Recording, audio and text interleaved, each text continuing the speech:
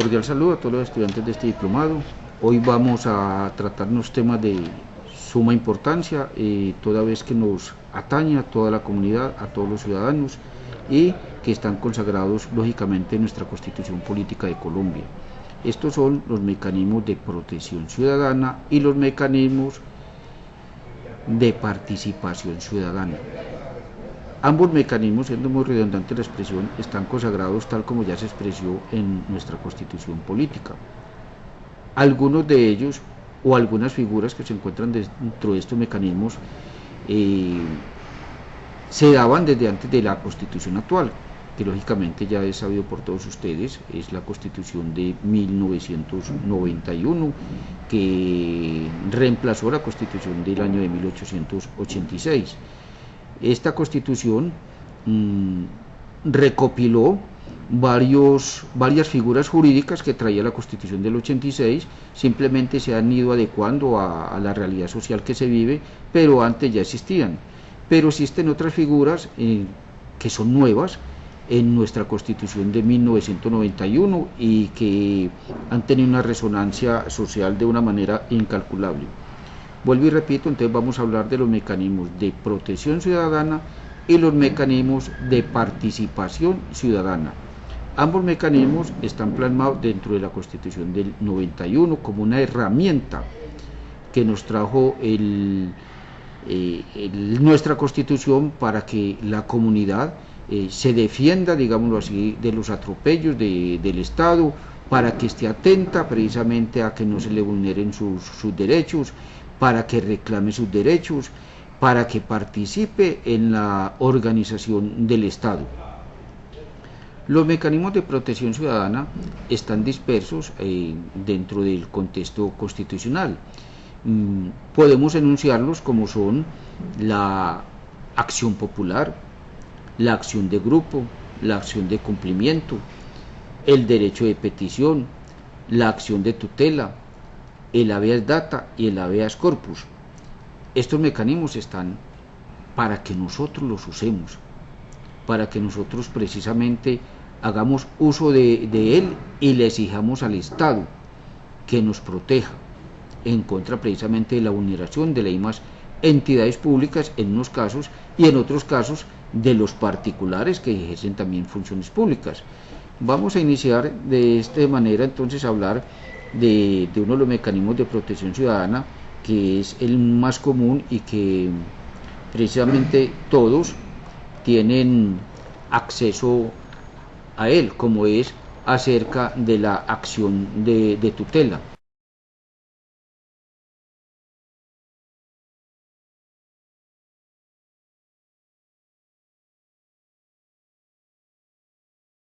La acción de tutela es la figura, en mi concepto, y yo sé que en concepto de muchos ciudadanos, la figura más importante que nos trajo la Constitución nuestra. Tal como se los dije anteriormente, existían varias figuras reguladas por la Constitución del año de 1886. Otras figuras no lo existían, y una de esas precisamente la acción de tutela. La acción de tutela está consagrada precisamente en el artículo 86 de nuestra Carta. ¿Y qué se busca con la acción de tutela? Amparar los derechos fundamentales. Pero ahora viene la pregunta, ¿cuáles son los derechos fundamentales? La Constitución nuestra, Constitución del 91, no nos dice directamente cuáles son los derechos fundamentales. Hay un articulado muy amplio, se podría decir que del 1 al 39 regula muchos derechos, muchas figuras que se consideran derechos fundamentales, pero a lo largo de la Constitución se encuentran otros derechos fundamentales, de manera que no podríamos decir que lo consagrado del artículo 1 al 39 o del 3 o del 4 o del 5 a tal artículo son los derechos fundamentales. No, hay muchos derechos fundamentales. Precisamente dentro de esos derechos fundamentales está el de la vida, está el derecho de la locomoción, está el derecho de petición, que está consagrado acá como un mecanismo de protección. está el derecho a la educación, el derecho al trabajo. Múltiples derechos, pero ¿cuáles son los derechos fundamentales? ¿O qué es? Un derecho fundamental es precisamente aquel inherente al ser humano, que nacemos con él, que no se requiere una regulación jurídica. Pero desafortunadamente estamos tan mal en Colombia que esos derechos que son inherentes al ser humano tienen a veces que ser regulados o han tenido que ser regulados jurídicamente, algo ilógico. Es como si a través de una norma jurídica le dijeran a uno: usted tiene derecho a respirar o a no respirar, sabiendo que es propio de la esencia de la naturaleza del ser humano. ¿Qué tal que una norma nos dijera: usted no puede respirar, o usted puede respirar solo en la mañana o puede respirar en la tarde? Ilógico desde todo punto de vista. Precisamente por eso los derechos fundamentales son aquellos inherentes, propios del ser humano. ¿Y cuáles son los derechos? Lógicamente el de la vida. Yo tengo derecho a existir, yo tengo derecho a caminar, soy libre derecho a locomoción, por algo la naturaleza me dio unas piernas, precisamente para que yo me desplace. Tengo derecho a opinar, igualmente. Si la naturaleza me dotó de unos órganos para yo expresarme, de una parte vocal, es para yo hacerlo. El derecho a la salud, que antes no era considerado como un derecho fundamental, pero en la actualidad ya la Corte ha sido muy clara y no requiere conexidad con la vida como antes se hacía. Solamente el derecho a la salud, el derecho al mínimo vital, al que yo tenga aquello necesario para mi subsistencia, haciendo énfasis que el derecho para el mínimo vital es diferente en cada persona. El mínimo vital para una persona de determinado estrato puede ser mínimo, mientras que el mínimo vital para otra persona de otro estrato puede ser más alto. Entonces, de manera que es diferente el mínimo vital, pero sigue siendo el mínimo vital para que cada persona pueda subsistir dentro de su medio. El derecho de petición, esa oportunidad que todos los ciudadanos tenemos de exigirle a la administración que nos informe de algo, que nos facilite un documento, de consultar a la administración. Pero lógicamente más tarde hablaremos de este derecho, que es un derecho fundamental, pero a la vez es un derecho de protección ciudadana. El libre desarrollo de la personalidad, que es un tema tan cuestionado, especialmente en el sector de la educación, donde los docentes, los rectores, muchas veces por políticas internas, se olvidan que primero está la persona, que primero está su pensamiento, su actuar, y que se le debe respetar ese libre desarrollo de la personalidad, sin importar su raza, sin importar su credo, sin importar su identificación sexual. Hay que respetarle ese libre desarrollo de la personalidad, el derecho a la educación. Precisamente este es un derecho fundamental consagrado en el artículo 67, donde todos tenemos derecho a una educación, sin importar precisamente el estrato social, donde se le impone inclusive al Estado la educación primaria, que sea gratuita. También súper vulnerado en muchas ocasiones, cuando en las instituciones de educación atentan en cierta forma contra el educando e indirectamente contra el mismo padre de familia, cuando a raíz de su situación económica no puede sufragar los costos, se le retienen sus documentos, o cuando se priva a una persona de ingresar a una institución. Eso es lo que protege precisamente la acción de tutela, haciendo énfasis que no lógicamente lo que yo acabo de expresar, son muchos los derechos fundamentales, muchos.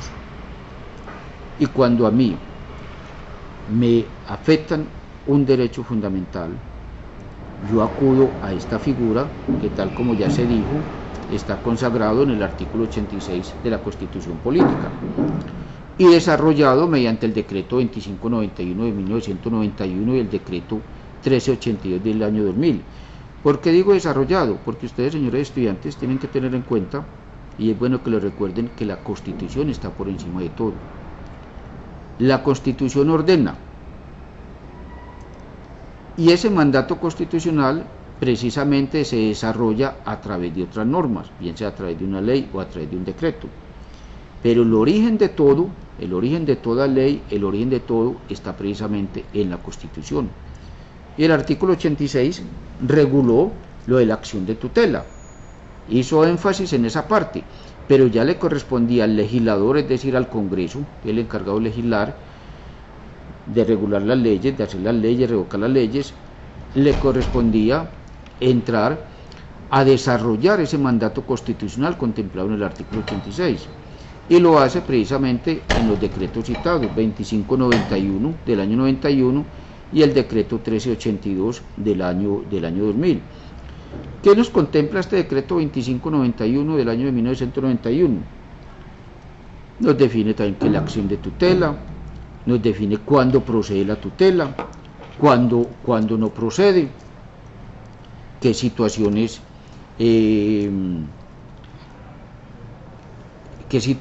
existen o qué herramientas tiene la persona, cuándo se puede hacer, cuándo no se debe hacer la acción de tutela. La acción de tutela, entonces, es muy claro que procede cuando se vulnera o amenaza un derecho fundamental.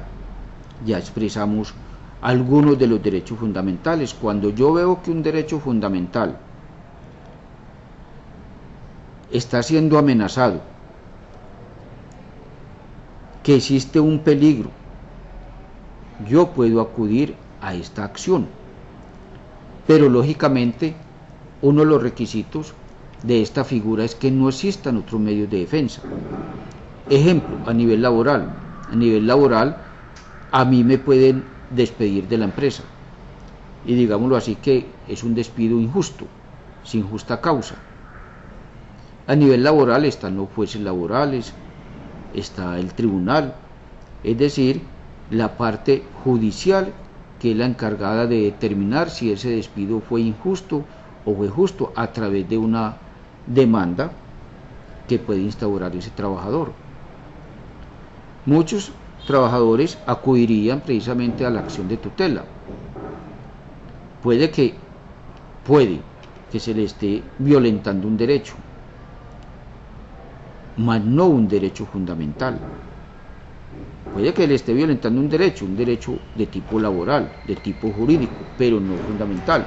Entonces, por eso las normas, el decreto 2351 del año 91 me está diciendo, cuando no existan otros medios de defensa, porque si existen otros medios de defensa, yo debo acudir a ese medio de defensa. En el caso o ejemplo que le estoy exponiendo, precisamente yo debo acudir a un juez laboral, para que el juez laboral, a través de un proceso donde se debe agotar un debido proceso, es decir, se le dé tanta posibilidad al demandante como al demandado, y a través de un material probatorio el juez entra a determinar si realmente hubo o no hubo un despido injusto, y entra a determinar en el evento que haya existido cuál es la sanción de carácter económico. Sin embargo, no obstante existir otros mecanismos de defensa, la acción de tutela se puede interponer, pero como mecanismo transitorio. ¿Por qué? Porque la situación es tan grave y requiere una, digámoslo así, una solución, como dice el término, transitoria, que no puede esperarse, verbo y gracia, el ejemplo que les coloqué, 5 o 6 años que un juez tome una decisión. Entonces hay casos donde, si bien existe otro mecanismo de defensa, se puede acudir a la tutela como un mecanismo transitorio, verbo y gracia, el despido de una dama que esté en embarazo, que también tiene una protección especial. No obstante existir los jueces laborales que entren a dirimir esa situación, se puede acudir a la tutela como un mecanismo transitorio. Existen otras figuras cuando no se puede acudir también a la acción de tutela, es decir, cuando se trata de derechos colectivos, que es un tema precisamente que también está dentro de los mecanismos de protección ciudadana, como es las acciones populares, que ahora hablaremos sobre eso. En este evento no es viable la acción de tutela, excepto existen casos donde precisamente puede darse una vulneración con ese comportamiento tanto a un derecho fundamental como a un derecho colectivo. Ejemplo, una comunidad que adolezca del servicio de acueducto, del servicio de alcantarillado. a esa comunidad se le está violentando un derecho colectivo, precisamente por la carencia de ambos servicios, de acueducto y de alcantarillado. Es una violación a un derecho colectivo, donde procedería una acción popular. Pero a la vez, el hecho de carecer del líquido precioso como es el agua, que en la actualidad se nos está acabando, y esas comunidades antes carecen de él, esa privación de ese líquido precioso es una violación a un derecho fundamental. Sin agua nadie vive. Entonces en este evento el ciudadano tiene ambas acciones, una acción popular o una acción de tutela. Eso ha sido aceptado por la Corte. Lógicamente y a nivel práctico, lo lógico es recurrir a la acción de tutela, puesto que la acción de tutela es un mecanismo ágil, es un mecanismo rápido, donde en 10 días máximo, que ordena la norma que estamos citando, el juez debe determinar si se le está violentando o no se le está violentando un derecho fundamental. Mientras que una acción popular, no obstante el espíritu del legislador contemplar que es un mecanismo ágil y que se debe dirimir rápidamente la violación o no a un derecho colectivo, en la práctica no lo es. En la práctica hay acciones populares que se llevan 5, 6, hasta 8, 10 años, mientras que la tutela es un mecanismo que máximo se debe llevar 10 días para que el juez se pronuncie. Por eso en este evento, cuando hay lugar a que se presente tanto una acción popular como el caso que estamos exponiendo o una tutela, porque el hecho lo da, por lógica debe acudirse a la acción de tutela. Tampoco procede la acción de tutela cuando el daño ya está hecho, eso es por lógica, por sustracción de materia. Pues si yo estoy buscando este mecanismo de la tutela para que me proteja de una violación a un derecho fundamental, si ya el hecho se realizó, carece de sentido interponer esta figura.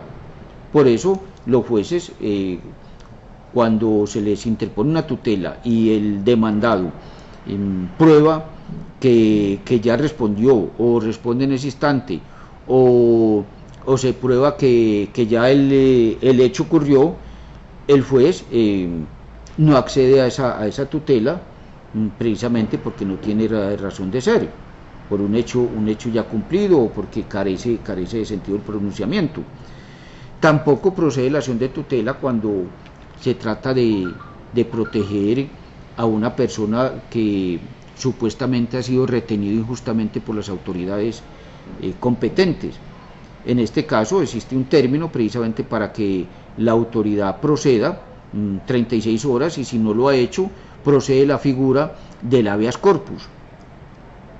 Lógicamente, si entramos a comparar el término que tiene un juez para pronunciarse acerca de la solicitud de una acción de tutela, que son 10 días como máximo, eso no quiere decir que el juez al segundo o al tercer día no se pueda pronunciar, lógico.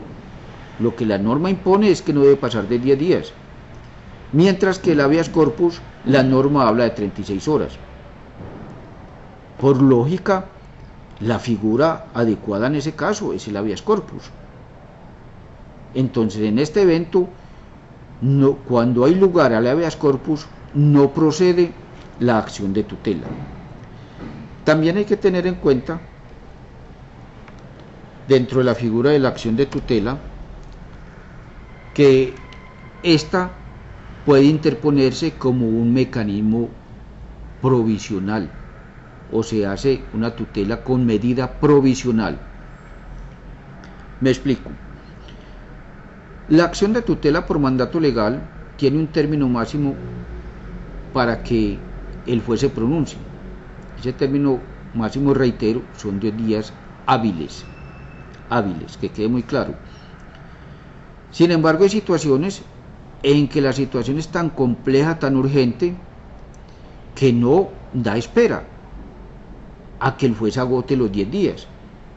Por ejemplo, un ciudadano tiene a su padre o a un hijo o a su esposa o a alguien allegado hospitalizado y requiere de una cirugía urgente. El médico dice: este señor hay que operarlo mañana, si pasa de mañana ya pues van a haber consecuencias irreparables. La cirugía se requiere urgente. En ese evento yo puedo interponer una tutela con medida provisional, pero debo de ser muy claro en ese sentido en solicitarla, porque si yo no argumento, no le coloco, digámoslo así, en el encabezamiento con medida provisional, no justifico el por qué la medida provisional, que lógicamente va a hacerlo, el juez le va a dar el trámite normal, es decir, el juez va a agotar los 10 días que la ley le da, que es lo común en los jueces. Lo común es eso, que agotan hasta el 10º día. Pero si el juez observa que en el encabezamiento dice con medida provisional, el juez le va a poner cuidado. Uy, ¿qué pasa acá? Porque esa es una voz de alerta para el juez. El juez va a estudiar la situación y lo lógico es que ellos busquen corroborar la situación que ahí se les está exponiendo. Muchos acuden a llamar al accionante para que le explique qué pasa, o llaman al hospital a ver si es cierto. Ellos buscan corroborar, y si ellos comprueban que esa situación que se les está exponiendo es real, se pronuncian accediendo a una medida provisional. Eso no quiere decir, si el juez accede a esa medida provisional, que la tutela ya está lista. No, simplemente él tomó una medida para ese instante, para subsanar la situación de riesgo para la vida o para la situación que sea que se presentaba, pero el trámite de la tutela va a continuar, y la decisión definitiva puede ser accediendo a la tutela y corroborando lo expuesto precisamente en la medida provisional, o la puede negar,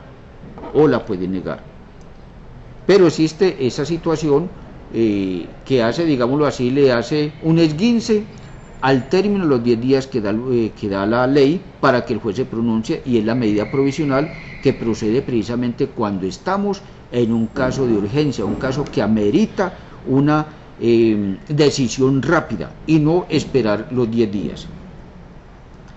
También se presenta a nivel de la acción de tutela la competencia. ¿Quién es el competente? Pues de acuerdo a nuestra Constitución, todos los jueces son competentes para conocer de una acción de tutela en todo lugar. Sin embargo, al inicio de esta figura, a través del decreto 2591 del 91, determinados juzgados fueron más, digámoslo así, apetecidos que otros para que resolvieran acciones de tutela. Por ejemplo, los juzgados de penalistas, normalmente los organismos de control, cuando a solicitud del ciudadano realizaban las tutelas, por lo general dirigían las tutelas a los jueces penalistas. Se ha tenido una concepción, tal vez errada o no, pero se ha tenido una concepción de que los jueces penalistas tienen una mayor concesión filosófica de la Constitución, de esa parte humana. Entonces, normalmente cuando estos organismos de control, la personería, la defensoría, han realizado tutelas, las remitían a los jueces penalistas. Entonces estos juzgados penales se colapsaron. Pero no solo, digo, pues coloco la personería y la defensoría a título de ejemplo, pero las demás entidades también lo hacían. Y en virtud de eso, de esa situación que se estaba presentando, fue necesario que el gobierno expidiera el decreto 1382 del año 2000, donde se regularon las competencias para las acciones de tutela, donde se dijo, cuando una tutela es contra una entidad del orden nacional, conocen tales entidades, por ejemplo los tribunales administrativos conocen de las tutelas cuando se está accionando a una entidad del orden nacional, cuando se está accionando centralizada, cuando se está accionando a una entidad del orden nacional descentralizada, se acude a los jueces del circuito, cuando se va a accionar a un particular que ejerce funciones públicas o a una entidad del orden municipal, la tutela, el competente para conocer, son los jueces municipales. Esto ustedes lo encuentran precisamente en el decreto 1382 del año 2000. Sin embargo, si uno envía, en la práctica se ha mostrado Si uno envía una tutela a un juzgado que no es competente, pues muchas veces ellos mismos se encargan de remitirlo al competente, y eso sería lo lógico, no coger y rechazarla al juzgado competente, y muchas veces ellos también inclusive les dan el trámite, porque al fin y al cabo la ley tampoco les ha quitado la competencia, simplemente este decreto para una situación de distribución y evitar que unos juzgados colapsen más que otros. La acción de tutela es la figura más importante para la ciudadanía. Todos, yo creo que en un momento hemos acudido a esta gran figura que ha salvado vidas, nos ha sacado de situaciones muy difíciles a todos, y precisamente por eso ha sido la figura más atacada. Muchos entes gubernamentales, muchos funcionarios públicos han deseado que esta figura desaparezca, porque es una figura que, si bien beneficia al ciudadano, y vuelvo y lo reitero, cantidades de vidas se han salvado a través de esta figura, a otros entes muchas veces no les conviene. Las dos caras de la moneda, a mí me beneficia, pero al otro le perjudica. Verbo y Gracia, muchas EPS son partidarias de que se acabe con la acción de tutela, porque precisamente ha sido el mecanismo que, según ellos, los ha desangrado. Acciones de tutela donde ellos han tenido que desembolsar grandes sumas de dinero y atentando, según ellos, contra la estabilidad misma de los demás funcionarios, de los demás miembros de las comunidades, de sus afiliados. Ha sido muy atacada, se le ha buscado mucha reforma precisamente por eso, pero es la figura que todos debemos de defender a capa y espada, hoy y siempre, que ha sido la salvación para la comunidad. Es la figura baluarte de la Constitución del 91, fue la figura más importante. Son muchos los aspectos para hablar sobre la acción de tutela a nivel de la salud. Ha sido ese escudo que todos hemos tenido, ese escudo protector. Sin la acción de tutela, pues muchos no estaríamos contando el cuento. La tutela también sirve para proteger el mismo derecho de petición. Cuando nos violentan las entidades públicas, nos violentan ese derecho de petición, cuando hacemos uso de esa figura y la entidad no nos responde, tenemos ahí la acción de tutela para decirle al juez: señor juez, le hice una solicitud a tal entidad, al señor alcalde de tal municipio, sin embargo no me respondieron, o me respondieron fuera del término, o me respondieron algo que yo no estaba solicitando. Ahí tengo la acción de tutela para que yo le pida a ese juez, obliga a esa entidad a que me responda. Creo que así a nivel general hemos dado un bosquejo de la figura de la acción de tutela, donde todos, vuelvo y repito, todos tienen acceso. Usted no requiere ningún formalismo para hacer una acción de tutela. Usted no requiere ser mayor o ser menor. Usted no requiere saber escribir. Si usted no sabe leer o escribir, usted puede dirigirse donde un juez y decirle cuál es su intención. No requiere formalismo de nada. Simplemente lo importante es que el hecho que usted está exponiendo sea violatorio de un derecho fundamental. Precisamente esa situación ha conllevado a que mucha gente haga mal uso de la acción de tutela, y desafortunadamente, y nosotros por experiencia propia acá en la personería lo sabemos, la gente viene acá, se les presenta cualquier problemita, cualquier situación, vengo en busca de una acción de tutela, exijo que me hagan una acción de tutela, cuando no es así. Vuelvo y le repito, la acción de tutela es una figura que procede para que a mí me protejan ante la violación o ante la amenaza de un derecho fundamental. Los derechos fundamentales son aquellos propios del ser humano: el derecho a la locomoción, el derecho a la vida, el derecho a la opinión, el derecho a la salud, el derecho a la educación, el derecho al trabajo, el derecho al mínimo vital, el derecho a la estabilidad reforzada. Son muchos los derechos, pero en múltiples ocasiones hacemos un mal uso de esta tutela, precisamente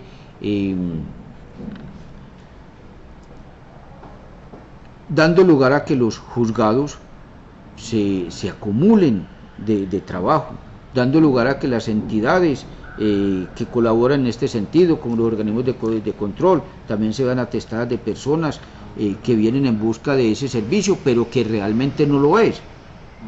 ¿Por qué? Porque puede que a la persona se le esté violentando un derecho, vuelvo y repito, puede que a la persona se le esté violentando un derecho de carácter laboral, de carácter penal, de carácter civil, una contravención, un problema de vecinos, pero que no sea la violación a un derecho fundamental.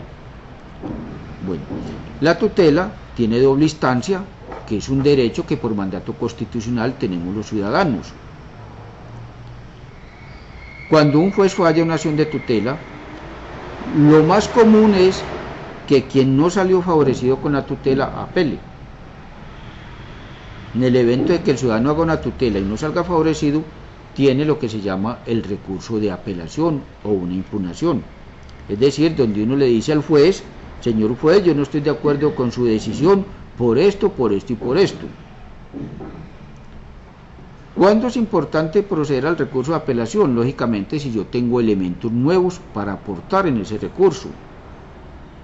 O cuando yo observo que el juez dejó de analizar determinadas circunstancias. Es decir, la sentencia se quedó corta.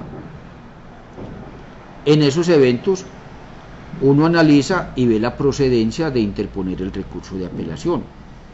Porque si no existen elementos que justifiquen la apelación, pues realmente no tiene ningún sentido hacerlo.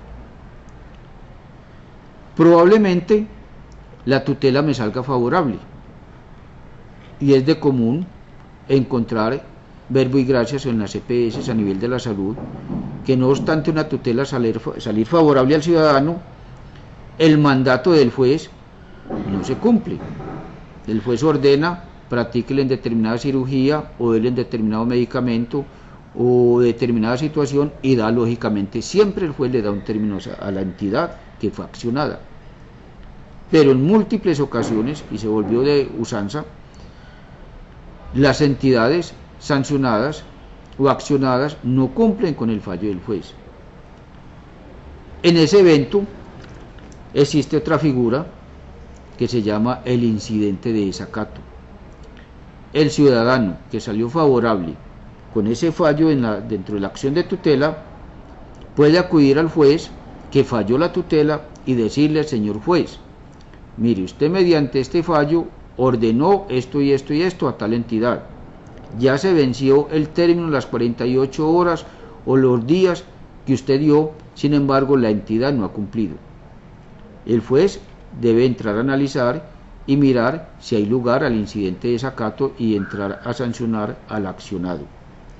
Todos estos servicios, tanto la acción de tutela como la apelación de la misma cuando fue elaborada por la entidad, por la personería, el incidente de desacato, son servicios que la Personería de Medellín brinda gratuitamente.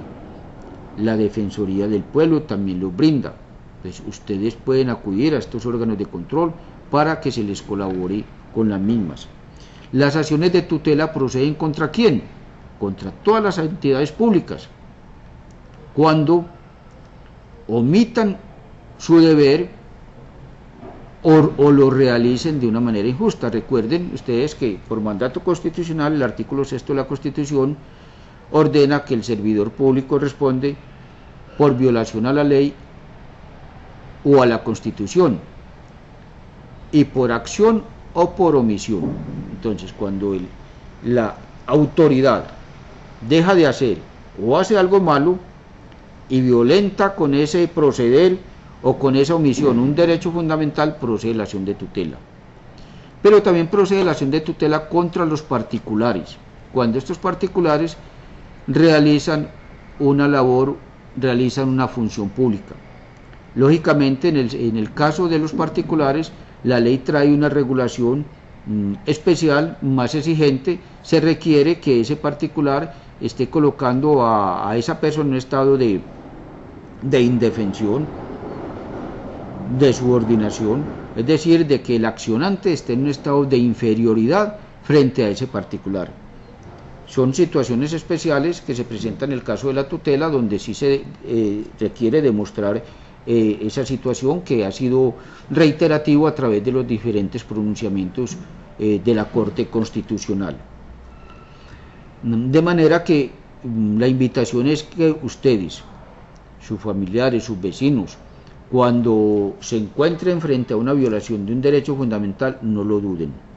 Acudan a este mecanismo, es un mecanismo eficaz, es un mecanismo ágil y ustedes pueden acudir a los organismos de control para que les colaboren, personerías, procuradurías, defensoría del pueblo, pero es un mecanismo que es tan informal, porque así lo hizo la ley, que no requiere muchas veces ir donde estas entidades. El ciudadano mismo lo puede elaborar. Lo importante es el hecho, la enunciación correcta del hecho y que el hecho, a juicio del juez, sea un derecho fundamental. Lógicamente se debe colocar la dirección,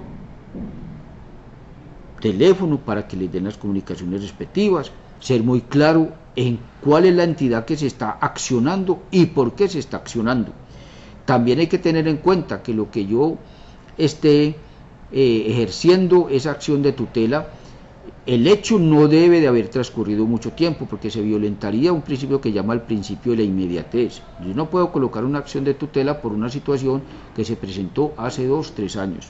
No, debe ser más o menos coherente el hecho con el tiempo en que yo interpongo la tutela, porque lo contrario el juez me va a negar la tutela por violación a este principio de inmediatez, salvo ciertas excepciones, que el hecho se siga presentando. Es decir, ese principio de inmediatez no es tan absoluto, hay excepciones. Creo yo que dejamos ya este campo de la tutela,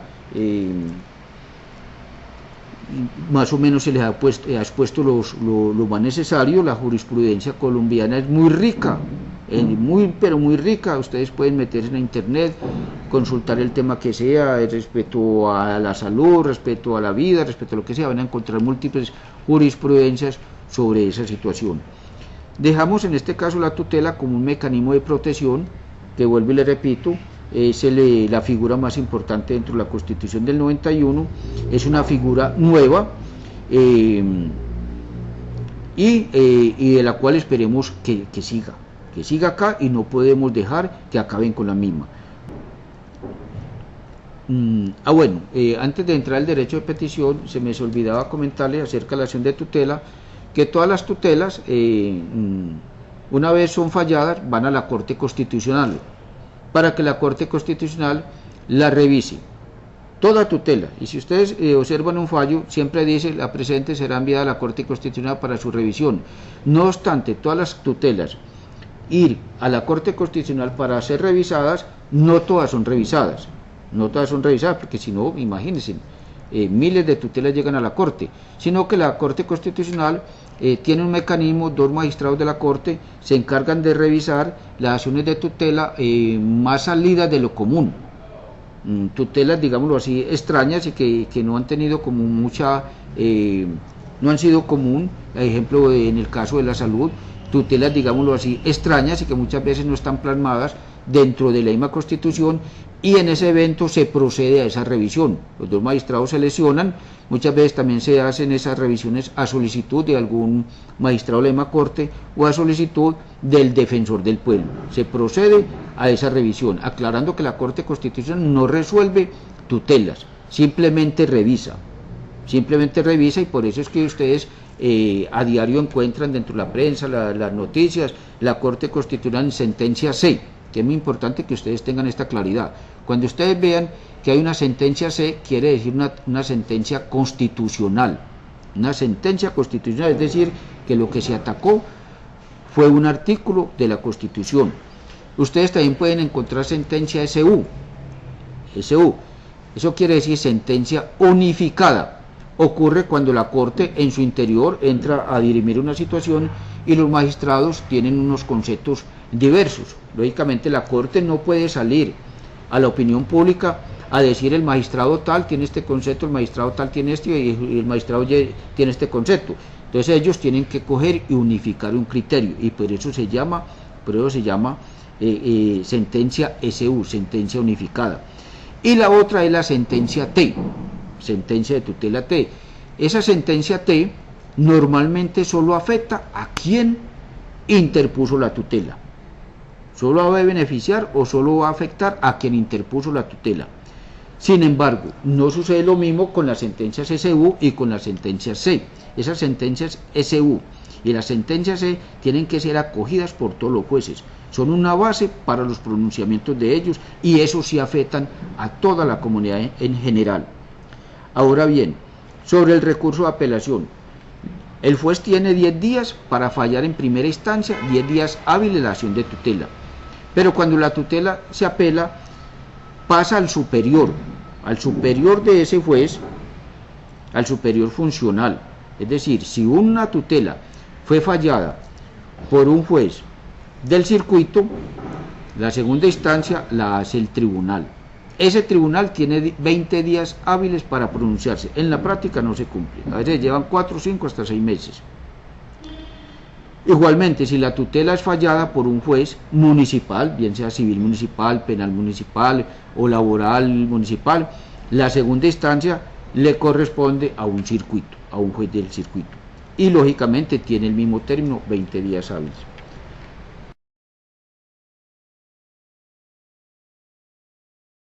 Tal como les decía, vamos a continuar con otro mecanismo de protección, que quede muy claro, de protección ciudadana, y es el derecho de petición. Este sí que es conocido por toda la comunidad. La gente le habla a uno: voy a hacer una petición, hice una petición, no me respondieron una petición, ¿qué hago? Bueno, recuerden que les expresé que habían unas figuras que existían desde la Constitución anterior y que habían otras figuras nuevas. Precisamente el derecho de petición es una de esas figuras que no es nueva, ya existía. La Constitución de 1886 precisamente lo regulaba en el artículo 45, pero la nueva Constitución del 91, ustedes recuerdan muy bien que tuvo origen en una constituyente donde hubo varios intentos de cambiar la Constitución del 86, pero por aspectos políticos nunca se logró, hasta que fueron los estudiantes los que marcaron la parada con la séptima papeleta y se dio la constituyente, donde participaron futbolistas, políticos, exguerrilleros, alfabetas, analfabetas, participó todo el mundo y se logró la Constitución del 91. Precisamente el 4 de julio, presidente César Gaviria. Y en esta Constitución volvió y se trajo la figura del derecho de petición, artículo 23 de nuestra Constitución Política. Este artículo precisamente le da esa posibilidad a todos los ciudadanos de recurrir al Estado, de ejercer ese derecho. Pero lógicamente este artículo tiene que ser desarrollado a través de una ley. La Constitución trae el mandato, pero ese mandato, el formalismo, el procedimiento, términos, todo tiene que desarrollarse a través de una ley. Y precisamente acá en Colombia, ese derecho de petición estaba regulado en el decreto 01 de 1984, el Código Contencioso Administrativo. Posteriormente fue regulado por otra norma que es la que actualmente nos rige, la ley 1755 del año de 2015. Hubo un tránsito normativo un poco irregular, para que hablemos históricamente.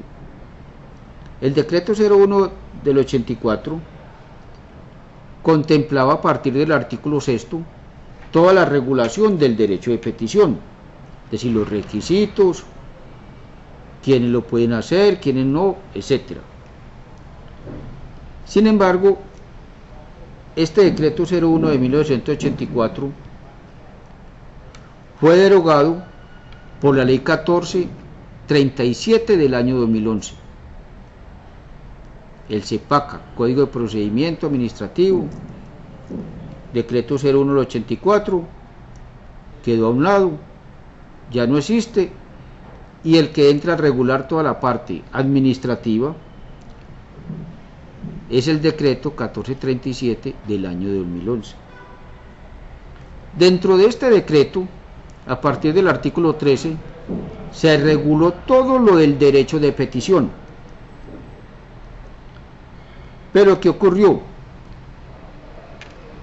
Cuando entra en vigencia este decreto, la Corte Constitucional entra a pronunciarse y dice, palabras más, palabras menos, toda la norma es legal excepto todo lo que regula lo del derecho de petición, declarado inexequible, no tiene validez. ¿Por qué se declaró inexequible? Porque por mandato de la misma Constitución, todos los derechos fundamentales, todo lo que sea derecho fundamental, se le debe dar un trámite totalmente diferente dentro del Congreso. Es decir, que la reglamentación de él, de un derecho fundamental, en este caso el derecho de petición, no se hacía como normalmente se hacía para cualquier otra figura. Por mandato del artículo 152 de la Constitución, los derechos fundamentales dentro del Congreso se les da un trámite diferente, es decir, debates diferentes, quórum diferentes, lo que no se hizo con el derecho de petición. El derecho de petición se incluyó dentro del decreto 1437 de 2011, y a todas las figuras se les dio el mismo trámite, es decir, que al derecho de petición se le desconoció el trámite que la misma Constitución debía dar, y por eso la Corte, en la sentencia C818 me parece, dijo, no señor, declarado inexequible, y le dio tiempo al gobierno hasta el año 2014 para que expidiera una nueva norma y entrara a regular el derecho de petición. Sin embargo, entonces la pregunta que se hacían los ciudadanos era esta: bueno, entonces, ¿qué ocurre? El decreto 01 de 1984 que regulaba el derecho de petición ya no existe, y el artículo 3 en adelante, si mal no estoy, como hasta el 32 del decreto 1437 de 2011 fue declarado inexequible. Entonces, ¿qué norma regula el derecho de petición? Esa es la inquietud que se hacían tanto los que se mueven en la esfera jurídica como los ciudadanos. ¿Qué norma? Y uno mismo se decía, bueno, entonces, ¿qué norma aplico? ¿Qué norma cito para el derecho de petición? El 01 al 84 no existe. Y la 1437 de 2011, en el caso del derecho de petición, tampoco. Tuvo que entrar precisamente el Consejo de Estado a regular esa situación, y se dio una figura que no existía jurídicamente, que se llamó la reviviscencia.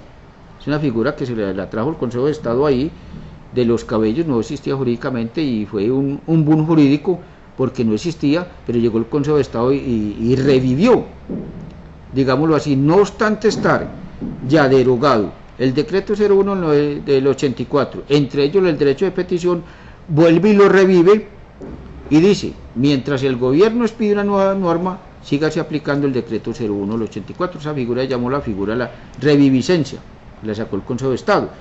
Entonces, en ese lazo de tiempo donde, digámoslo así, hubo un vacío jurídico, porque no existía una norma legal, se siguió aplicando el decreto 01 del 84, no obstante haberse derogado.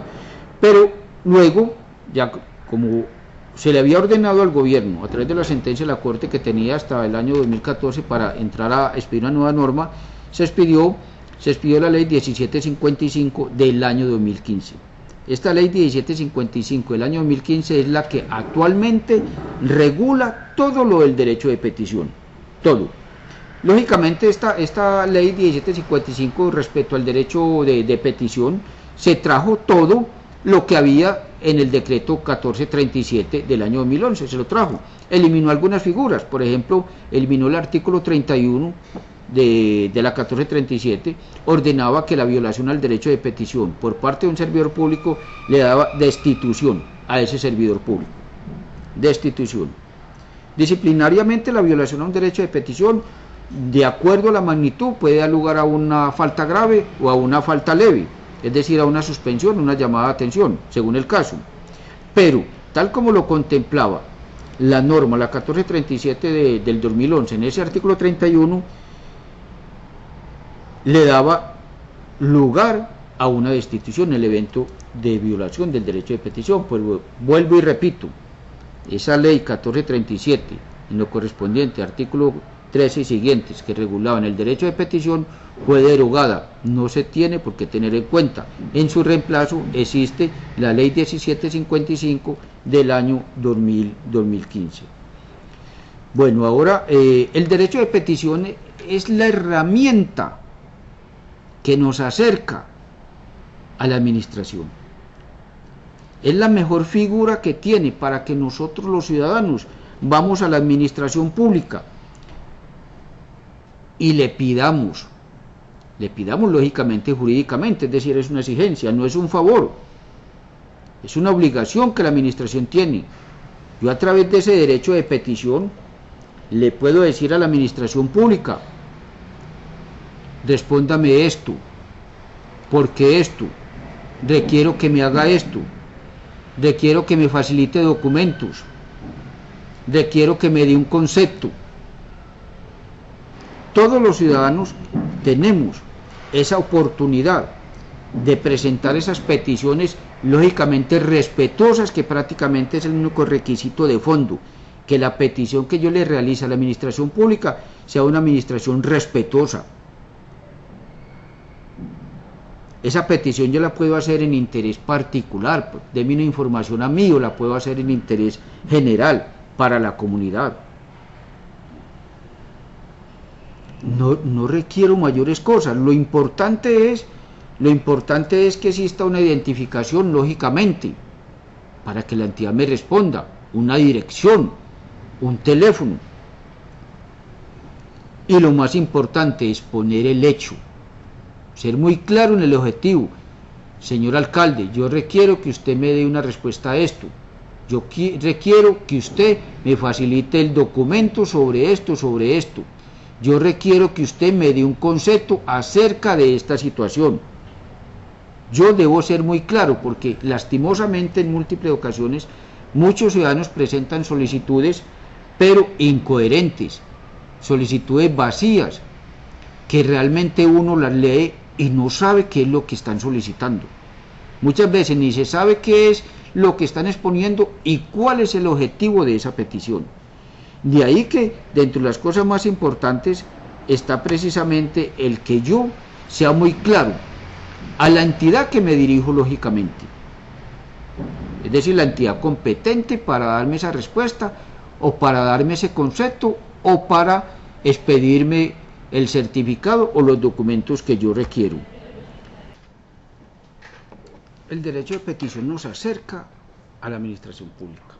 Es el mecanismo más cercano y rápido que tiene el ciudadano para ir donde la administración pública, que le resuelva algo, a solicitarle algo.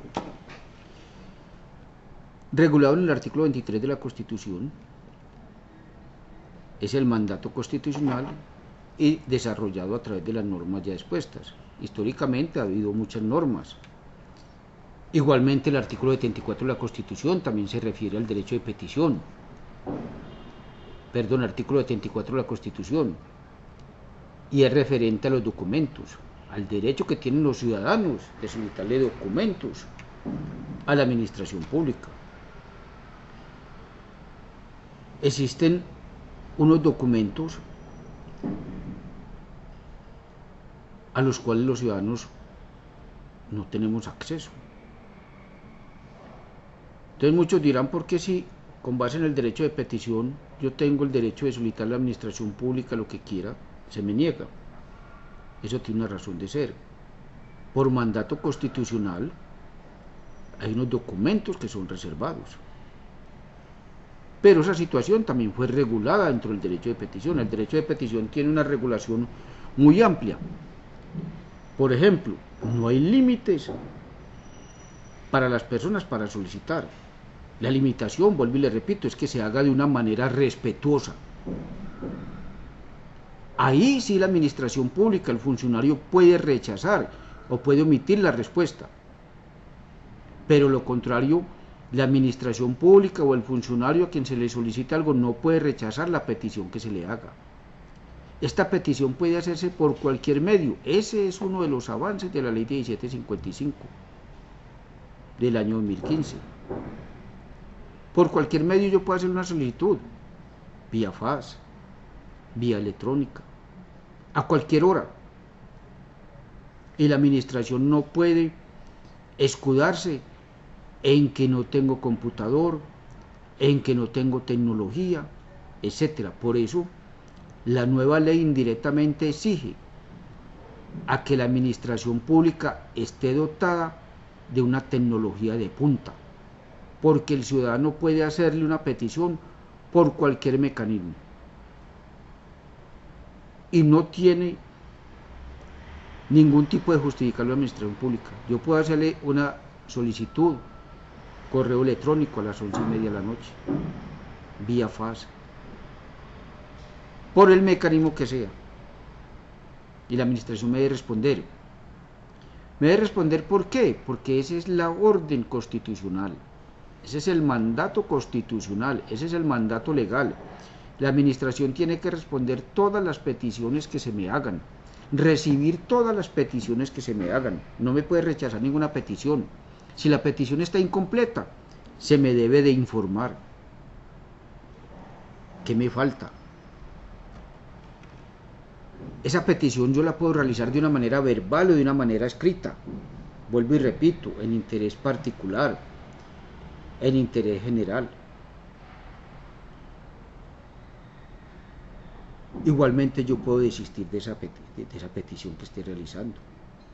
Sin embargo, hay ocasiones en que una petición es tan importante así el ciudadano desista, que la administración oficiosamente puede coger y dar respuesta. La administración no puede responderme en cualquier tiempo, porque qué razón de ser tendría que yo le solicite algo a la administración y la administración mutuo propio determine cuándo me responde. La ley le dice a la administración cuándo me debe responder, de acuerdo a lo solicitado. Si yo estoy pidiendo un concepto, estoy pidiendo una consulta, realizando una consulta, la norma me dice, señora administración, usted tiene 30 días. Si estoy solicitando un documento, también me dice, señor, usted tiene 10 días. El término general que se ha manejado dentro del derecho de petición siempre es lo referente a los 15 días. Norma general. Sin embargo, y es algo novedoso de la nueva norma, es que hay situaciones, ejemplo, cuando estamos en presencia de algo urgente, un derecho fundamental, no puedo agotar todo ese término. Debo de responder rápido porque la ley así me lo exige y las circunstancias así me lo exigen. Pero esos son casos, lógicamente, probablemente excepcionales, pero los términos que tiene la autoridad pública debe de cumplirlos. ¿Qué ocurre si no los cumple? Está violentándome el derecho de petición, me está desconociendo ese derecho constitucional que yo tengo.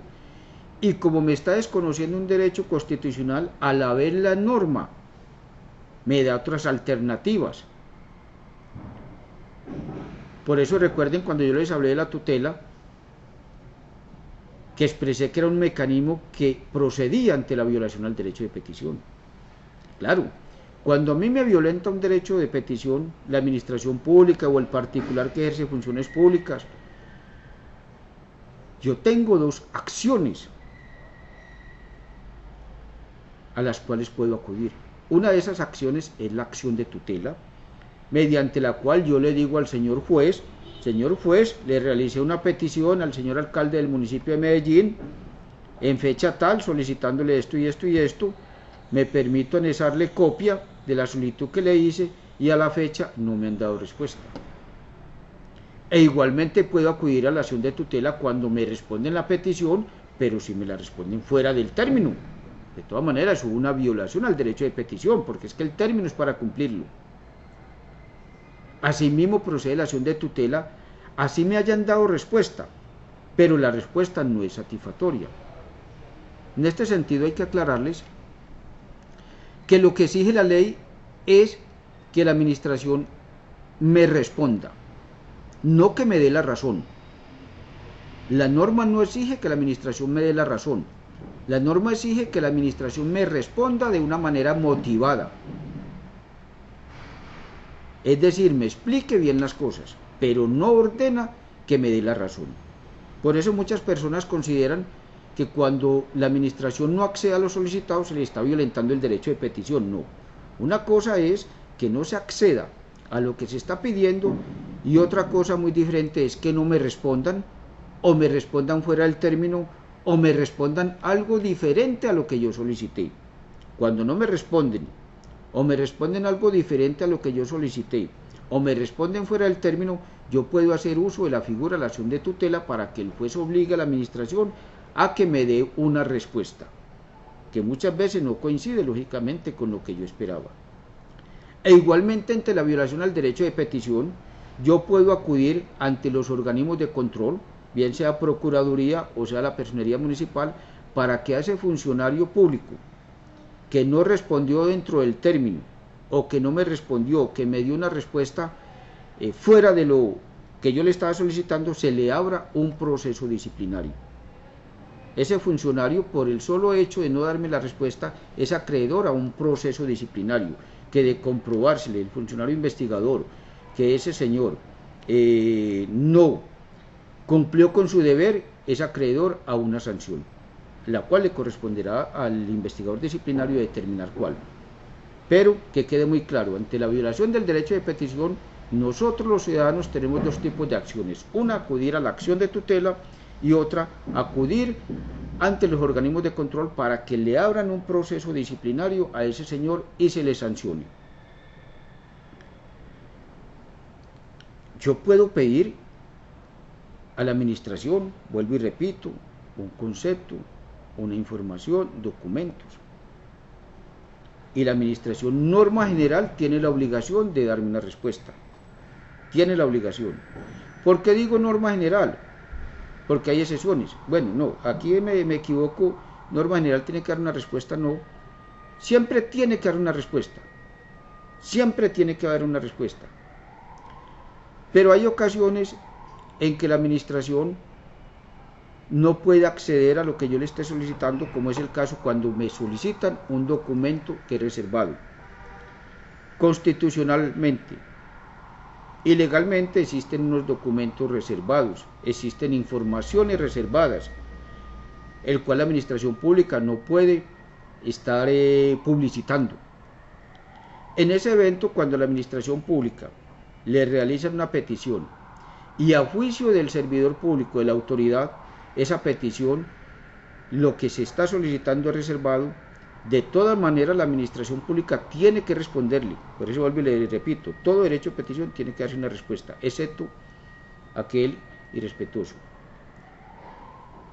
Pero si me están solicitando un documento que es reservado, una información reservada, la administración pública tiene que responderme lógicamente, verbo y gracia decirme: señor fulanito de tal, me permito informarle que lo por usted solicitado es reservado a la luz del artículo tal, de la ley tal, o del decreto tal, o del artículo tal de la Constitución. Debo de justificar jurídicamente por qué ese documento es reservado, por qué no puedo darle la información. Si el solicitante sigue considerando que se le debe de dar esa información, existe la figura del recurso de insistencia. Eso también lo trae la 1755, que es novedoso.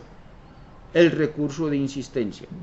En ese evento, yo vuelvo y le insisto a la administración pública o al funcionario a quien le hice esa solicitud que me dé esa respuesta. Como yo le presento ese recurso de insistencia a la administración no puede quedarse callada.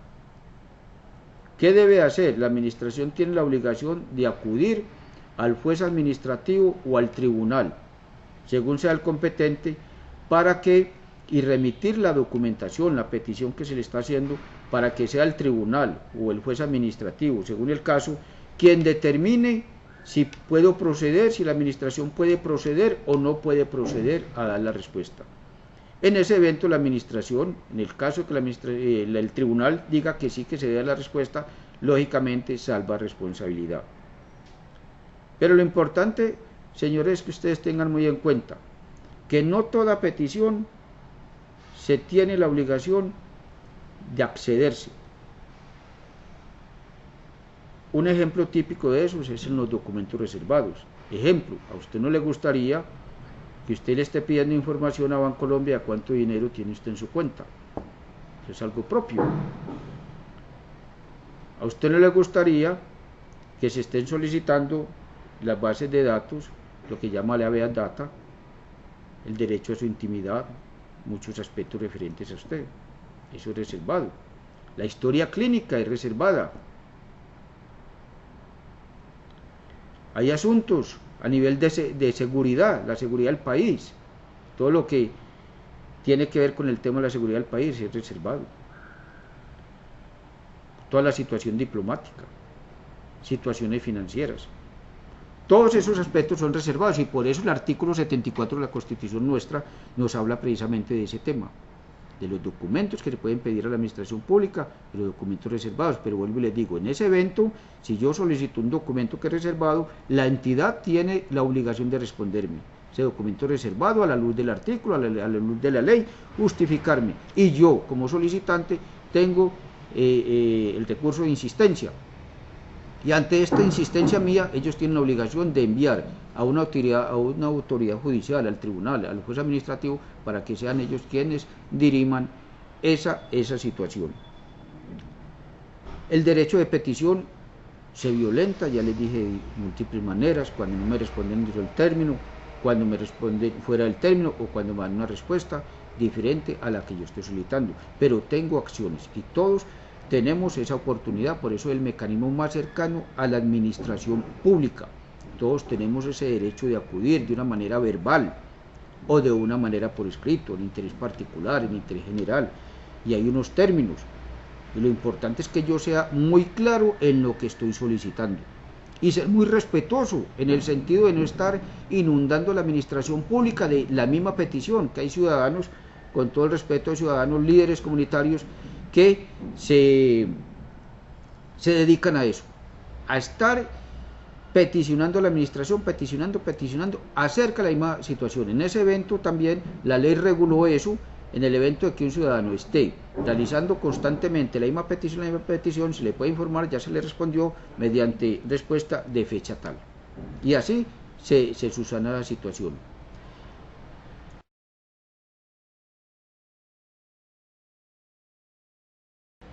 Este es otro mecanismo de protección ciudadana. Podemos pasar a otro mecanismo de protección ciudadana, que es precisamente acerca de las acciones populares. Las acciones populares, al igual que las demás figuras, también tienen una regulación constitucional. Vuelvo y le repito, la base de toda la Constitución. En este caso, las acciones populares tienen una regulación dentro del artículo 88 de nuestra Constitución, de que habla de esa protección a los derechos colectivos. Y precisamente eso es lo que hace esta figura en las acciones populares. Artículo 88 de la Constitución. Pero ese artículo 88 de la Constitución tiene que ser regulado, es decir, qué son las acciones populares, qué términos existen, quiénes tienen derecho, qué ocurre, todo el andamiaje. Todo este artículo 88 de la Constitución es desarrollado a través de la Ley 472 de 1998. Miren ustedes, Constitución de 1991, artículo 88. Ordenó o ese mandato constitucional desde el 91, sin embargo, solo en el 98 vino a ser desarrollada. Ley 472 del 98. Allí ustedes encuentran todo lo que tenga que ver con las acciones populares y las acciones de grupo o acciones de clase, que es lo mismo. Acciones de grupo, acciones de clase, que ahorita hablamos también un poquito sobre el tema. Las acciones populares son medios procesales para proteger los derechos colectivos. Viene la pregunta, ¿y qué son los derechos colectivos? ¿Cuál es el fin de esa acción popular?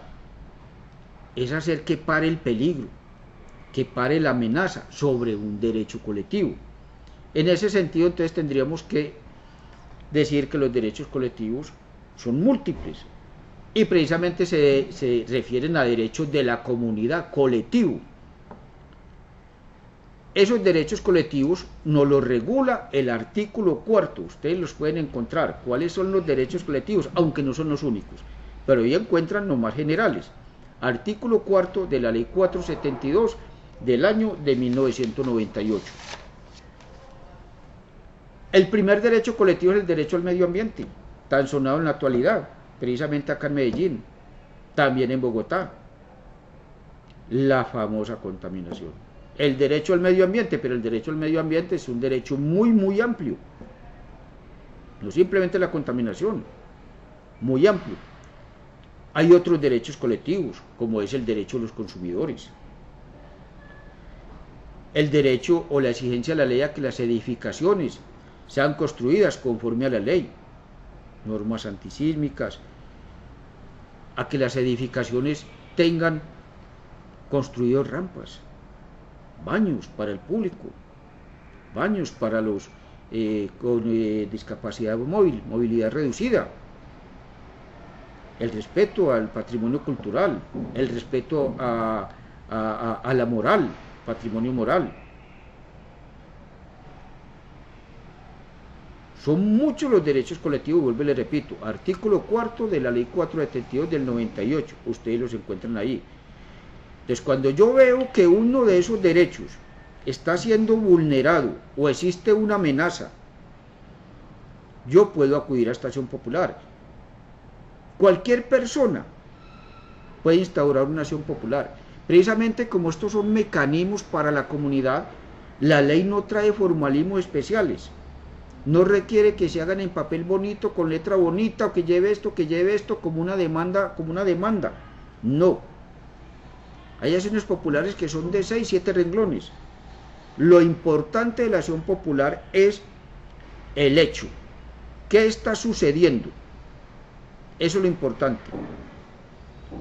Y que ese hecho sea un derecho colectivo. Y las pruebas, lógicamente. Las pruebas. Cualquier persona puede hacer una acción popular.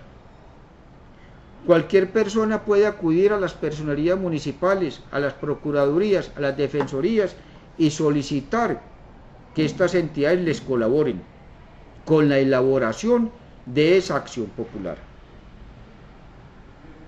Y es una obligación que los organismos de control, personerías, procuradurías, defensoría tienen de colaborarle al ciudadano. La entidad le elabora la acción popular y él la firma, como hacemos acá en la personería. ¿Cuándo?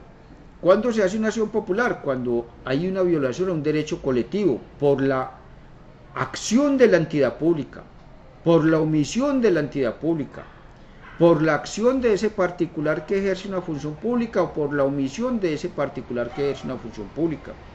Ejemplo, una empresa de un particular X. Esa empresa está por sus chimeneas sacando gases, humo contaminado o lo que sea y la población está con gripes, está con problemas de piel, problemas de determinada índole. Hay una violación al derecho ambiental, al medio ambiente. Usted puede acudir a esta figura de la acción popular para que un juez determine las medidas que esa empresa debe tomar, o la cierre, o le imponga sus sanciones. Pero lógicamente, vuelvo y repito, usted debe de aportar la prueba de que se está presentando esa violación. Que una quebrada hasta que se sale de su cauce y está amenazando las viviendas que existen a su lado.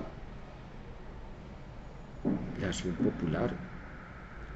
Que hay un edificio o un establecimiento abierto al público y ese establecimiento al público no tiene baños para el público, no tiene baños para las personas con movilidad reducida, no tiene rampa. Está el mecanismo de la acción popular. Que un producto que compré en X granero, en X almacén, donde sea, y ese producto no tiene la fecha de vencimiento, es una violación a los derechos del consumidor, los cuales se protegen a través de la acción popular. Acuda a ese mecanismo. Las acciones populares protegen esos derechos colectivos, como el acceso a los servicios públicos. Que hay una comunidad que no tiene servicios de agua, es decir, acueducto, alcantarillado. Hay una comunidad que no tiene vías de acceso. o hay unas vías de acceso sin andenes, la acción popular. Que se va a destruir para una construcción una cantidad de árboles y se va a afectar la flora, la acción popular. Por ejemplo, la acción popular de Envigado sobre la cuestión de los árboles, por la cuestión de Metroplus. Ahí está.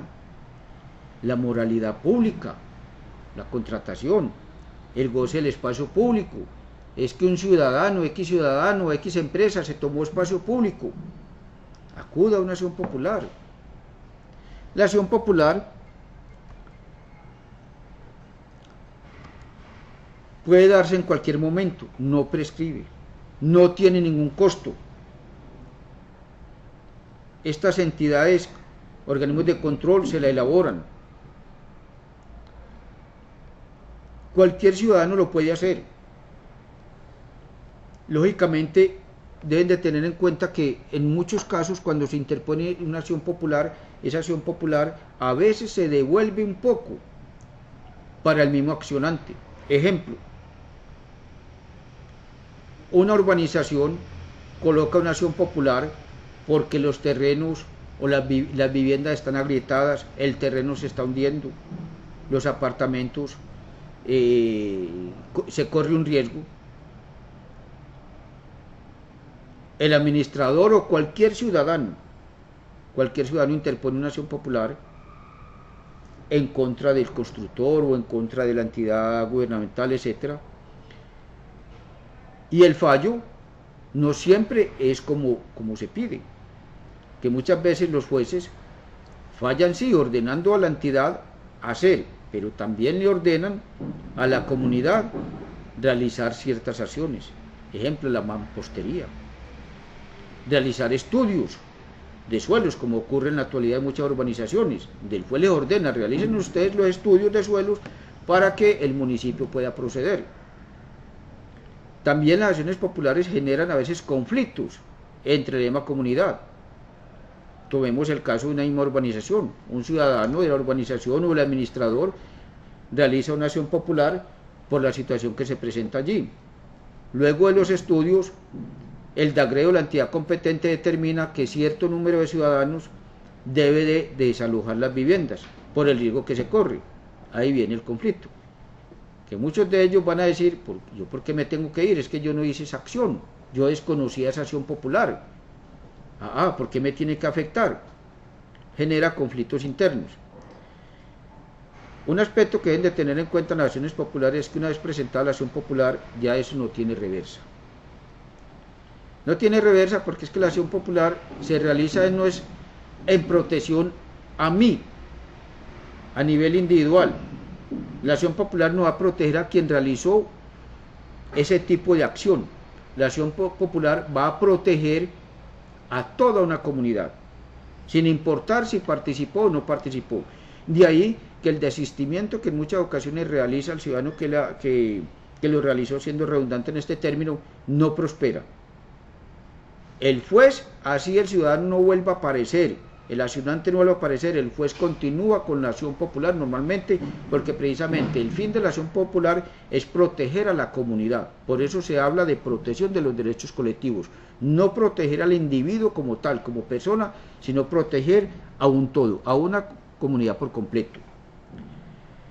Existe otro mecanismo de protección ciudadana que se llama la acción de cumplimiento. La acción de cumplimiento se presenta cuando el Estado, a través de sus organismos competentes, ha sacado a la luz pública una norma, es decir, una ley, un decreto, una resolución, es decir, un mandato legal, una norma que impone al mismo Estado realizar algo. Cuando yo encuentro una norma que no se está aplicando y que debe de aplicarse, el ciudadano común tiene derecho a solicitar mediante este tipo de acción, que es regulado a través de la Ley 393 del año de 1997, tiene el derecho de decirle a un juez: señor juez, existe esta norma en la ley tal o el decreto tal, la resolución tal, que le está ordenando a la administración o a los establecimientos hacer esto y esto y esto. Sin embargo, no lo están haciendo. Oblíguelos a que lo hagan. Por ejemplo, la ley ordena que las personas mayores de 60 años, en los establecimientos abiertos al público debe existir una fila preferencial. Ejemplo, las EPS. Deben de tener una fila preferencial para las personas mayores de 60 años. En el evento que llegue un ciudadano y no observe esa fila, o en los bancos, o en cualquier establecimiento abierto al público, no encuentre esa fila preferencial precisamente de protección a esa persona que está en un estado de inferioridad en ese instante por su edad, puede acudir a una acción de cumplimiento y decirle al juez que obligue a esa EPS, a ese banco o a ese almacén a que coloque la fila preferencial tal como lo ordena la ley. Tiene su razón de ser, pues lógicamente el Congreso no va a expedir una ley o la Asamblea una ordenanza donde no se cumpla. Pues lo lógico es que si se hace una norma es para que ésta se cumpla, para que se lleve a cabalidad. Y cuando no se cumple, yo tengo precisamente este mecanismo de protección, esa acción de cumplimiento, mediante el cual yo le voy a decir a un juez: señor juez, se está violentando esta norma, obligue a que se cumpla. ¿Qué juez? En este caso son jueces administrativos o el tribunal, según el caso. Al igual que en las acciones populares, me disculpan que se me olvidó hablarles de la competencia, en las acciones populares, el juez competente, en el caso de que la acción popular sea en contra de una entidad pública, el competente son los jueces administrativos o el tribunal.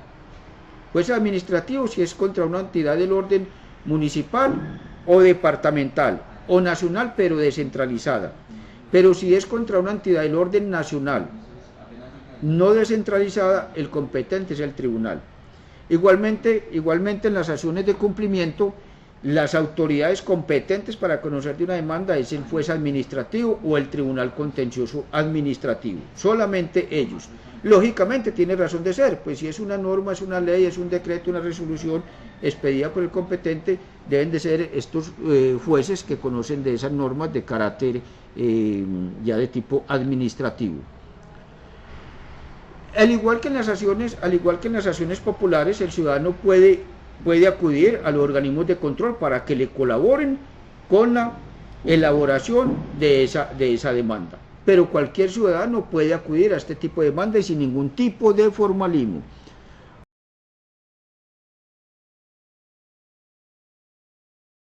Otro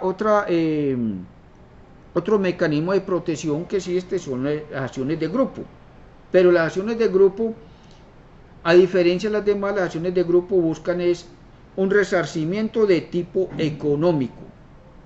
E igualmente, ¿en qué se diferencian? En que la acción popular y la acción de cumplimiento pueden ser elaboradas por cualquier ciudadano, mientras que la acción de grupo sí tiene que ser elaborado por un profesional en derecho, por un abogado.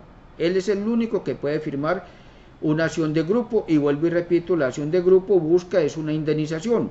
Ejemplo típico en el caso del Space, de Calasanía, que se presentó acá en Medellín, existen acciones de grupo donde los afectados están reclamando unas indemnizaciones.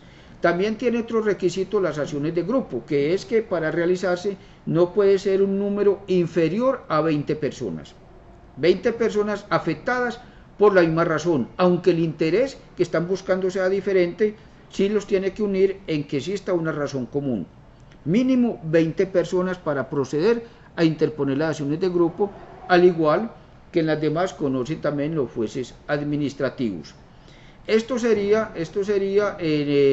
También existe otro mecanismo de protección ciudadana, como lo es el habeas data. El habeas data es un mecanismo de protección ciudadana para que mi intimidad se respete, e igualmente existe otro mecanismo de protección ciudadana también, como lo es el habeas corpus. En este sentido, dejamos ya la parte correspondiente a los mecanismos de protección ciudadana, que me protegen a mí, que se los resumo.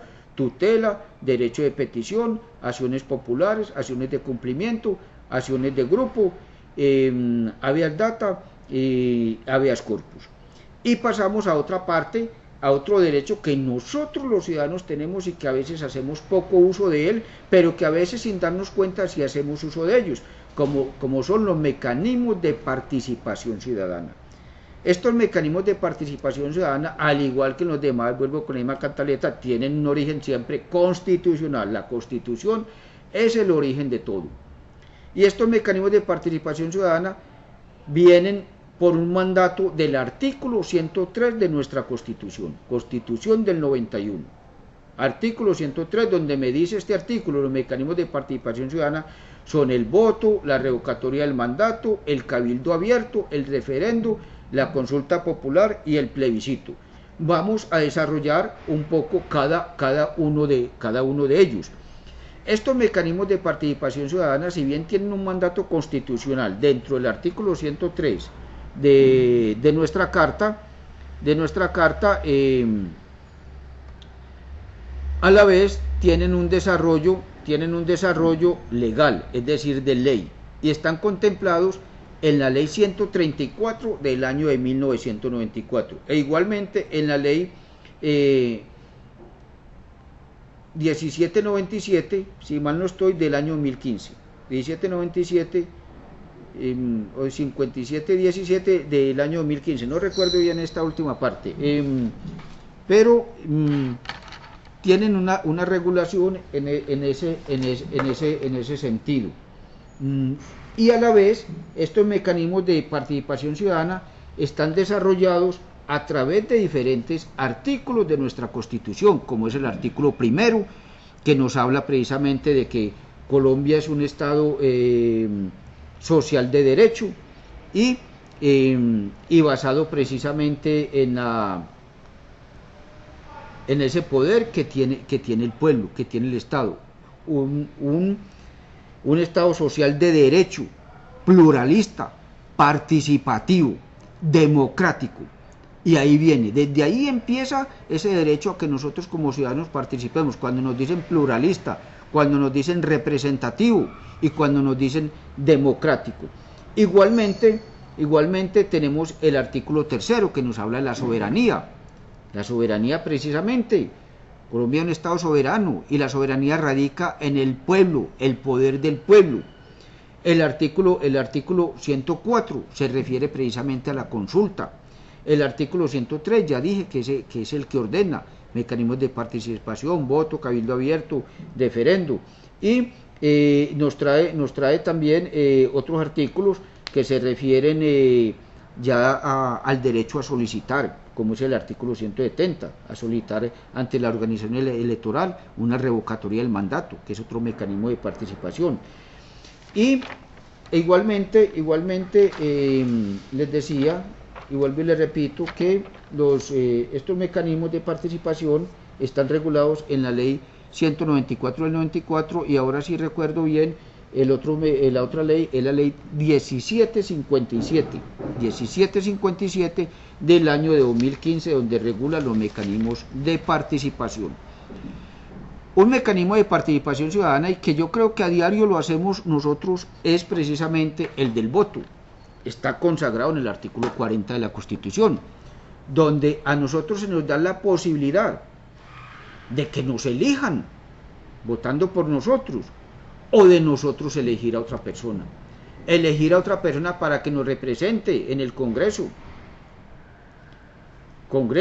Senado o Cámara, para que nos represente en las asambleas, para que nos represente en los consejos, para que nos represente en las juntas administradoras locales, para que nos represente en las juntas de acciones comunales.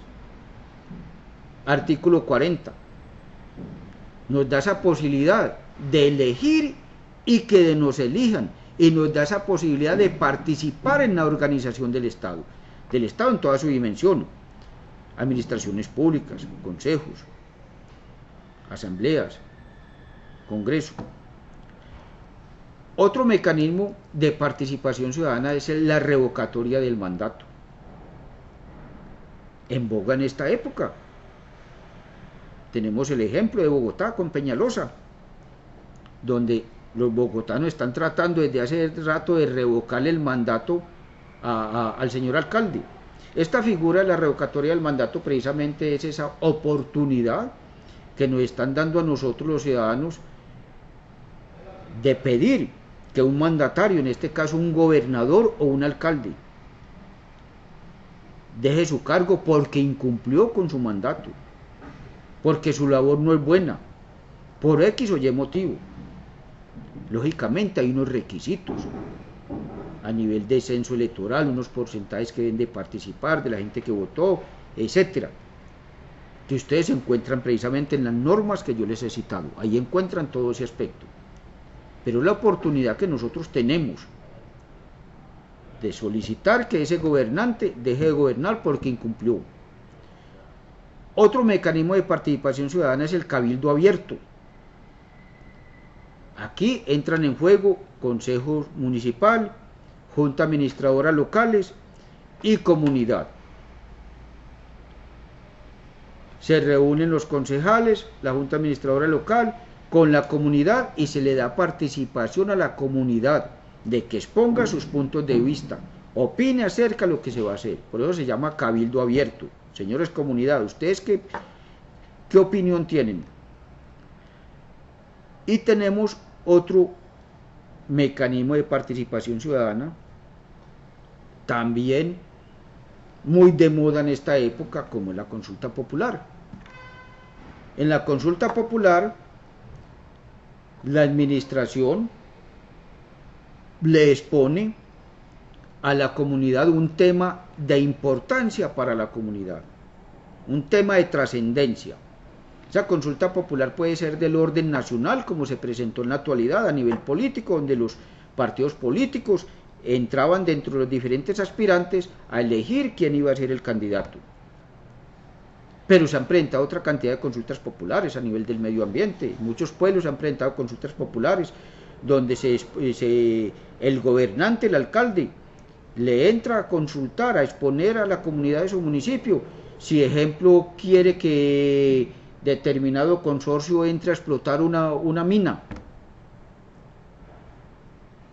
Se le da esa oportunidad. El señor alcalde le va a decir a su comunidad del municipio: ustedes están de acuerdo con esto, no están de acuerdo. Un tema de importancia para esa comunidad, y la comunidad tiene la oportunidad de manifestar su aprobación o no aprobación. De hecho, ocurrió mucho en los años anteriores, donde en muchos pueblos esas consultas populares referente a la explotación de minas no fue aceptadas. Es muy común la consulta popular a nivel político. Vuelvo y le repito, en la actualidad hemos tenido ese ejemplo dentro de los partidos políticos. Un tema de trascendencia para el departamento, porque esa consulta popular puede ser a nivel departamental, a nivel municipal o a nivel nacional. Y por último tenemos otros dos temas muy comunes, que son el referendo y el plebiscito. En el referendo también se le está diciendo a la comunidad que entre a aprobar o a inaprobar o no aceptar un proyecto de norma, un proyecto jurídico, algo que se quiera hacer. La comunidad participa. Lógicamente esto tiene unos procedimientos que, vuelvo y repito, están dentro de la norma. Acá en Colombia se han presentado varios referendos. Referendo acerca del agua, el referendo cuando el mandato de Uribe, si Uribe continuaba o no continuaba, sin entrar, vuelvo a claro, sin entrar en discusiones de aspectos políticos, pero simplemente como a tipo de ejemplo. Referendo por la seguridad ciudadana, referendo por los derechos de los menores. Han existido muchos referendos acá en Colombia. Es otro mecanismo que se tiene. Donde vuelvo y lo digo, los gobernantes o la misma comunidad pueden convocar al referendo. De hecho, uno ve muchas veces en la plaza pública gente pidiendo firmas para el referendo sobre esto, para el referendo sobre esto. Y por último está el tema del plebiscito, también muy de moda actualmente acá en Colombia, o al menos lo fue hace 2 añitos, pero todavía tiene vigencia. El plebiscito es una figura que se da exclusivamente por parte del presidente de la República. El presidente de la República convoca al pueblo para que el pueblo apruebe o diga sí o no acerca de una política que él tiene. Ejemplo típico, el plebiscito que se presentó acerca si el pueblo en el año 2016, en octubre del año 2016, donde el presidente convocó al pueblo colombiano para que dijera si estaba de acuerdo con todas esas figuras que se habían trazado para la cuestión de la paz en Colombia. El presidente Santos convocó al pueblo para que dijeran están de acuerdo con todo esto con toda esta normatividad que se trazó, con todo lo que se dio, con todo lo que se quitó, digan sí o no. Y de hecho, precisamente, la mayoría dijo no, y por eso tuvo que hacérsele reformas precisamente a esa situación. En Colombia, los plebiscitos han sido muy escasos. Históricamente, prácticamente ha habido solo 2 plebiscitos. El primer plebiscito que se dio fue en el año de 1957, cuando precisamente estaba en el gobierno de Rojas Pinilla, en el año de 1953, y este plebiscito se dio prácticamente para refrendar lo que muchos de ustedes han escuchado aumentar, el Frente Nacional. El Frente Nacional, para quienes no tienen conocimiento, precisamente fue ese acuerdo, legal o ilegal, acuerdo que hicieron los 2 partidos tradicionales de la época, Partido Liberal y Partido Conservador, donde se turnaban. 4 años reinaba un partido, a los 4 años seguía el siguiente.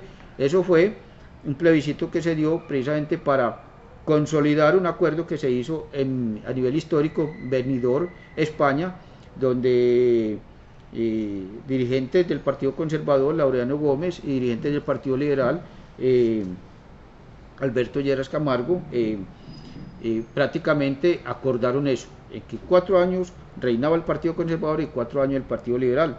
Eso se refrendó a través de un plebiscito en el año diciembre del año de 1957, pero también fue importante porque fue la oportunidad en que se entró a determinar o a darle derecho a la mujer a votar.